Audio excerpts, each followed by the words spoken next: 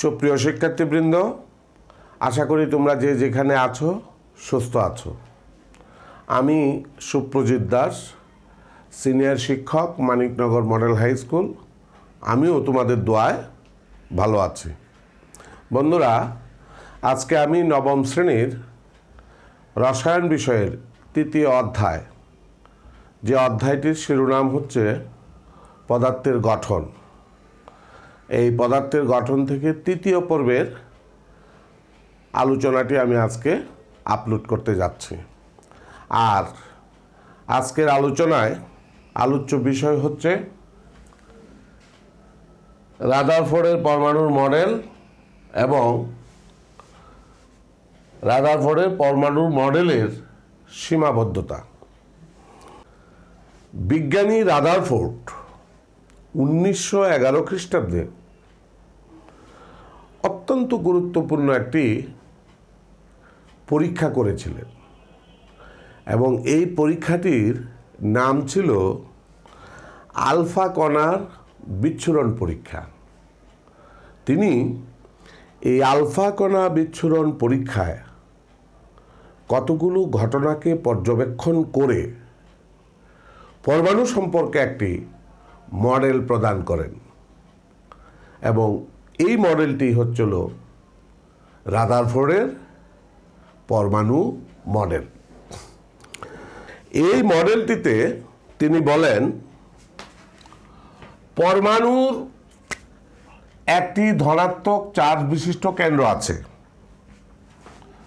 অর্থাৎ ধনাত্মক চার্জ বিশিষ্ট একটি কেন্দ্র আছে এবং এই কেন্দ্রের নাম হচ্ছিল নিউক্লিয়াস। নিউক্লিয়াসের ভিতরে থাকে প্লুটন আর নিউক্লিয়াসের বাইরে থাকে ইলেকট্রন, আর ভিতরে থাকে প্লুটন। যেহেতু এই ইলেকট্রনের ভর আপেক্ষিকভাবে শূন্য ধরা হয়, কাজেই এই নিউক্লিয়াসের ভরটাকেই এই পরমাণুটার ভর হিসাবে গণ্য করা হয়। তাছাড়া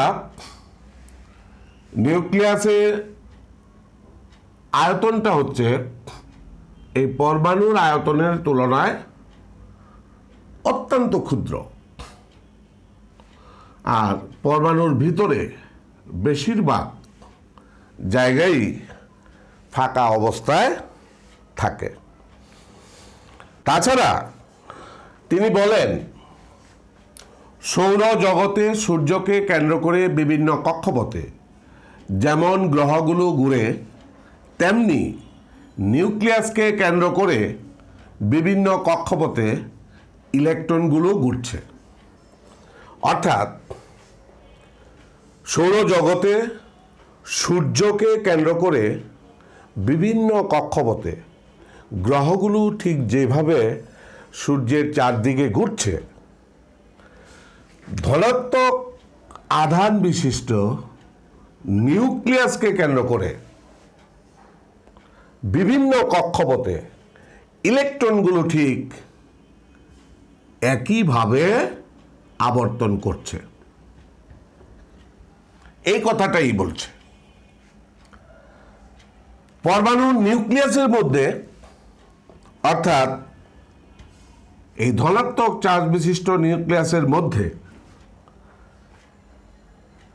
যে কয়টি প্লুটন থাকে, নিউক্লিয়াসের বাইরে ঠিক ততটি ইলেকট্রন ঘূর্ণায়মান থাকে।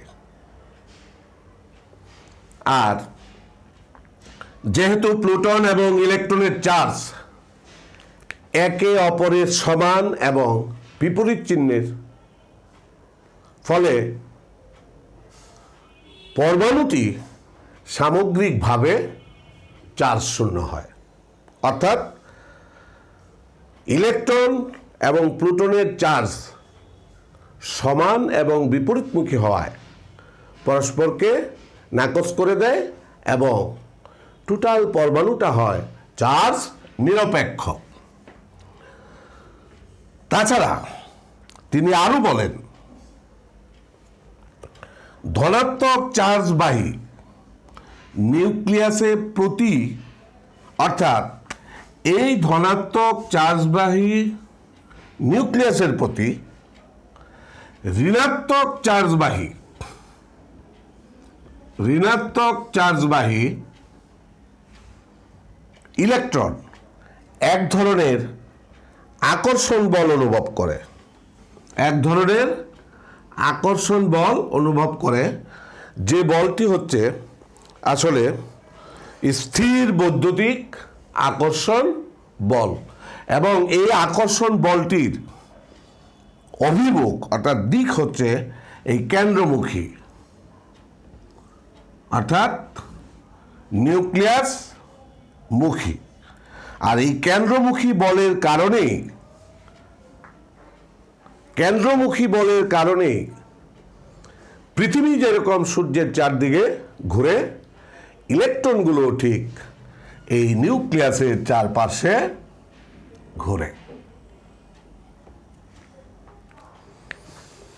এই ছিল রাদারফোর্ডের পরমাণু মডেলের মতবাদ। বিজ্ঞানী রাদারফোর্ডই কিন্তু সর্বপ্রথম পরমাণুর নিউক্লিয়াস এবং কক্ষপথ সম্পর্কে ধারণা দেন।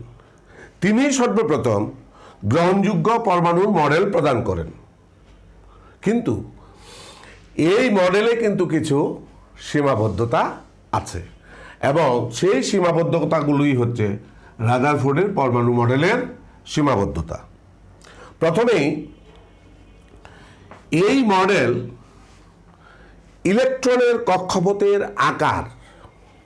আকৃতি কেমন হবে সেই সম্পর্কে কোনো ধারণা দিতে পারে নাই। যেমন ধনাত্মক চার্জ বিশিষ্ট নিউক্লিয়াসকে কেন্দ্র করে ইলেকট্রনগুলো যে কক্ষপথে আবর্তন করছে, সেই কক্ষপথের আকৃতি কেমন হবে? এটা কি বৃত্তাকার না উপবৃত্তাকার? তাছাড়া এর ব্যাসার্ধ কিরকম হবে সেই সম্পর্কে কোনো ধারণা দিতে পারে নাই। সৌরজগতে সূর্য এবং গ্রহগুলো সামগ্রিকভাবে আধানমুক্ত, অর্থাৎ এর মধ্যে কোনো চার্জ নেই, কিন্তু পরমাণুর নিউক্লিয়াস ধনাত্মক চার্জ বিশিষ্ট এবং নিউক্লিয়াসের বাইরে আবর্তনরত ইলেকট্রনগুলো ঋণাত্মক চার্জ বিশিষ্ট। অর্থাৎ এই মডেলে চার্জবিহীন সূর্য এবং গ্রহগুলোর সাথে চার্জযুক্ত নিউক্লিয়াস এবং ইলেকট্রনের তুলনা করা হয়েছে। কাজেই চার্জহীন বস্তুর সাথে চার্জযুক্ত বস্তুর তুলনা সঠিক নয়। এটাও একটি রাদারফোর্ডের পরমাণু মডেলের সীমাবদ্ধতা।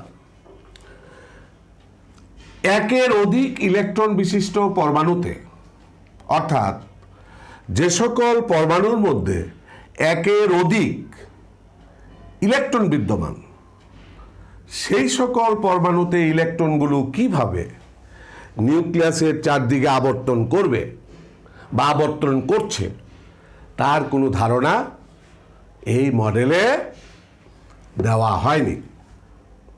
তাছাড়া ম্যাক্সওয়েলের তত্ত্বানুসারে ইলেকট্রন নিউক্লিয়াসকে কেন্দ্র করে ঘূর্ণনের সময় ক্রমাগত শক্তি হারাতে থাকবে, ফলে ইলেকট্রনের ঘূর্ণনের পথও ছোট হতে থাকবে এবং এক সময় সেটি নিউক্লিয়াসের উপর পতিত হবে, অর্থাৎ পরমাণুর অস্তিত্ব বিলুপ্ত হবে বা পরমাণু স্থায়ী হবে না। কিন্তু প্রকৃতিতে সেটা ঘটে না, অর্থাৎ ম্যাক্সওয়েলের তথ্যানুসারে রাদারফোর্ডের পরমাণুর মডেল সঠিক নয়। বিষয়টি হচ্ছে যখন ধনাত্মক চার্জ বিশিষ্ট নিউক্লিয়াসকে কেন্দ্র করে কোনো একটি ইলেকট্রন যখন আবর্তন করতে থাকে এভাবে, তখন